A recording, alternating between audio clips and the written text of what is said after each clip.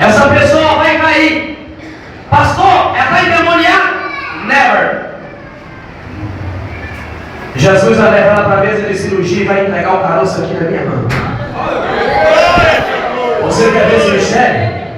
Minha irmã, eu quero fazer uma pergunta que ela é básica. Eu venho fazer essa pergunta. Você quer ser operada por Jesus ou quer ser operada pelo médico? Jesus. Se você quer ser operada por Jesus, então Ele vai fazer o milagre. Dê um passo para frente. Pode ficar atrás dela, irmãos, porque o anjo vai levar. Eu vi quando o anjo de Deus entrou pelaquela porta. Senhor, para o Pai do teu nome, Pai. Xanda lava séria, lava xanda lava larga. Erga de calava suplicando lava séria. Anjo de Deus, me dá autoridade aqui agora. Você vai começar a fazer mistério. Toca na vida da tua filha aqui agora. Leva ela para a mesa de cirurgia e entrega esse caroço na mão.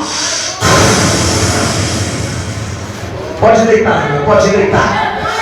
Chega na sua e entrega a lava séria. Chai, nebrava sua e canta a lava laia. O anjo de Deus está fazendo a cirurgia, minha irmã. O anjo de Deus está fazendo.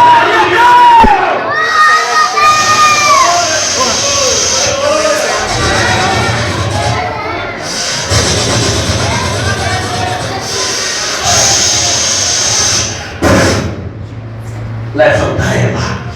Vai dando glória a Deus aí. Vai dando glória a Deus.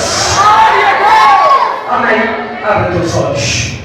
Irmã, qual é o seu nome? Irmã Lucinéia.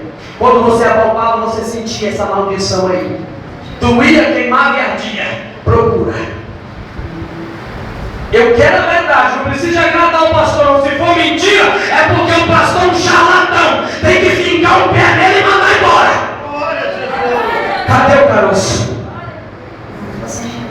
Hã? Sumiu. Sabe por quê? E sumiu o caroço.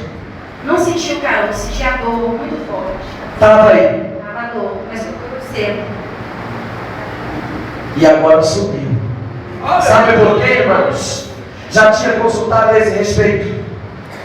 Doía, queimava, ardia, tudo ao mesmo tempo. Era um cisto no ovário. Era. Ainda bem que você disse era, porque agora está aqui, ó. E vai embora agora em nome de Jesus Cristo. Amém? Vamos jogar fora, vem aqui comigo.